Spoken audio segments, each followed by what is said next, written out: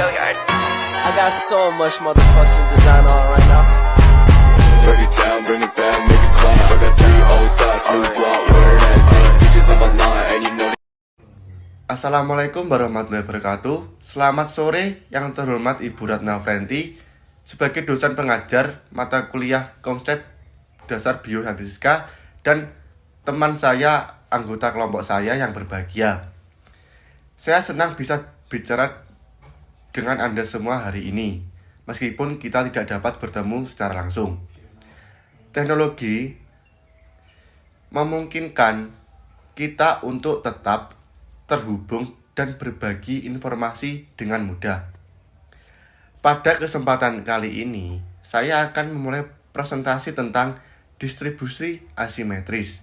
Saya yakin topik ini akan memberikan wawasan baru dan inspirasi kepada Anda semua. Meskipun kita berada di tempat yang berbeda, saya berharap bahwa presentasi ini akan tetap bermanfaat dan dapat memberikan pengalaman belajar yang berharga. Dalam presentasi ini, saya akan membahas beberapa poin penting, seperti distribusi asimetris negatif dan positif. Saya akan menggunakan berbagai fitur, fitur presentasi slide untuk memperjelas konsep yang akan dibahas. Dan selain itu, saya presentasi juga tidak sendiri. Ada beberapa kelompok kami dengan nama, yang pertama saya Rizka Aditya Saputra dengan NIM 305222073, dan yang kedua ada Muhammad Alfa Esai dengan NIM 305222051, dan yang ketiga ada Muhammad Ridho Nasrian dengan NIM 305222053, dan yang keempat ada Naflin Mahardika dengan NIM 305222062, dan yang kelima ada Naufal Faik dengan NIM 305222061. Ya teman-teman, saya Rizka Aditya Saputra akan membahas tentang set pertama tentang sequence. Sequence adalah ukuran statistik yang digunakan untuk menggambarkan asimetri atau kecondongan distribusi data. Ini memberikan informasi tentang bagaimana ekor distribusi data terdistribusi di sekitar nilai pusatnya. Dalam distribusi simetris, itu mempunyai ekor di kedua sisi kurva akan memiliki bentuk yang serupa. Simetris itu akan serupa. Namun, dalam presentasi pada sore hari ini, kelompok kami membahas tentang distribusi asimetris. Ekor di salah satu sisi kurva akan lebih panjang atau lebih pendek dari sisi lainnya, dan nanti akan dibahas lebih lanjut lagi di slide selanjutnya oleh teman-teman kelompok saya. Dan selanjutnya saya akan membahas tentang juga pengertian distribusi asimetris. Saya Rizka Aditya Saputra. Langsung saja, distribusi asimetris adalah situasi di mana nilai variabel terjadi pada frekuensi tidak beraturan dan min, median, dan modus pun terjadi pada titik yang berbeda. Distribusi asimetris menunjukkan kemiringan. Distribusi asimetris mengacu pada situasi di mana kumpulan data tidak memiliki simetri atau berbentuk yang tidak merata. Distribusi asimetris juga dikenal dengan sebutan distribusi Squinus.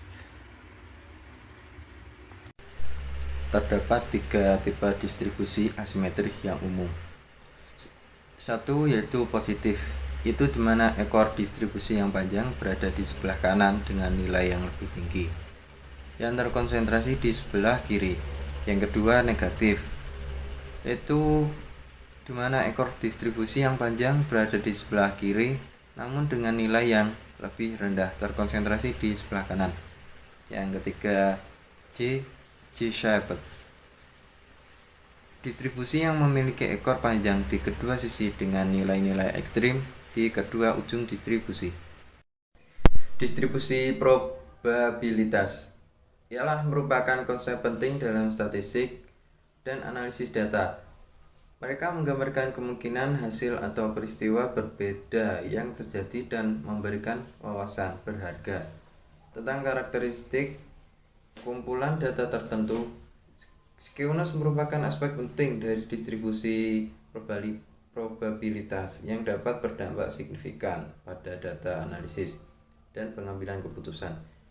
Di blog ini saya akan fokus pada distribusi probabilitas miring, yaitu contoh distribusi positif, dan mengeksplorasi beberapa contoh kehidupan nyata di mana distribusi ini terjadi.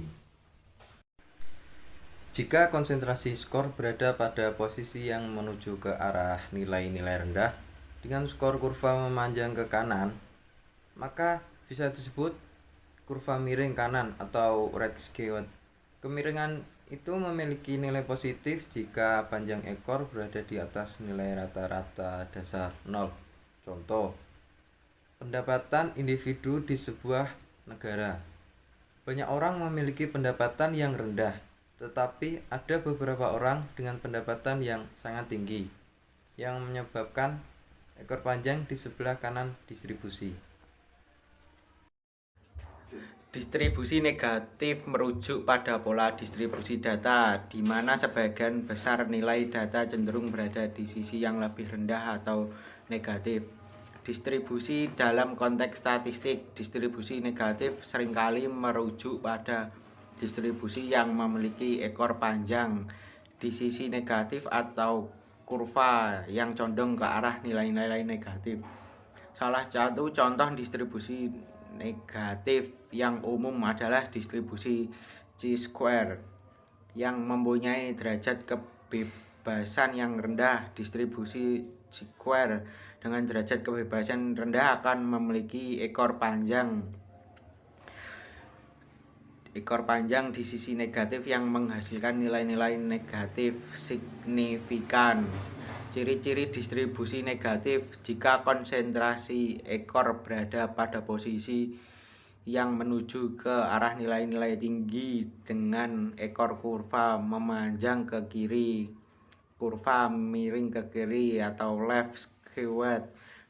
Kemiringan memiliki nilai negatif jika panjang ekor berada di bawah contoh nilai rata-rata dasar 0. Contoh, waktu yang dibutuhkan untuk menyelesaikan sebuah tugas. Banyak orang dapat menyelesaikan tugas dengan cepat, tetapi ada beberapa orang yang membutuhkan waktu yang lama, yang menyebabkan ekor panjang di sebelah kiri distribusi. Contoh distribusi J-shape. Distribusi berbentuk J adalah distribusi probabilitas dalam bentuk kasaran dari huruf J yang ditempatkan pada sisinya atau bayangan cerminnya. Distribusi ini cenderung memiliki beberapa pengamatan di satu ujung, sangat sedikit tengah, dan sejumlah besar di ujung lainnya. Contohnya adalah distribusi skor tes mahasiswa. Banyak mahasiswa mendapatkan skor rata-rata, tetapi ada beberapa mahasiswa dengan skor sangat tinggi atau sangat rendah, yang menyebabkan ekor panjang di kedua sisi distribusi. Oke, selanjutnya adalah faktor penyebab distribusi asimetris. Distribusi asimetris dapat disebabkan oleh faktor-faktor seperti nilai ekstrim, outlier atau karakteristik alamiah dari variabel yang diukur. Oke, selanjutnya adalah dampak distribusi asimetris. Distribusi asimetris dapat mempengaruhi analisis statistik dan interpretasi data. Yang kedua, beberapa metode statistik memerlukan asumsi tentang distribusi yang simetris, sehingga distribusi simetris mungkin akan memerlukan pendekatan analisis yang berbeda. Oke, itu dari saya, sekian. Selanjutnya akan dijelaskan oleh teman saya. Terima kasih. Kesimpulan, distribusi asimetris adalah distribusi data yang tidak simetris atau tidak merata. Terdapat 3 tipe distribusi asimetris, yaitu positif, negatif, dan J-shape. Memahami distribusi asimetris membantu dalam menganalisis dan menginterpretasi data dengan tepat. Terima kasih. Sebelum saya mengakhiri presentasi pada sore hari ini, saya ingin mengucapkan terima kasih kepada Ibu Ratna Frenti sebagai dosen mata kuliah konsep dasar Biostatistics yang telah memberi bimbingan dan dorongan. Sekian, dari kelompok kami. Bila ada kesalahan, mohon dimaafkan. Bila taufiq wal hidayah. Wassalamualaikum warahmatullahi wabarakatuh.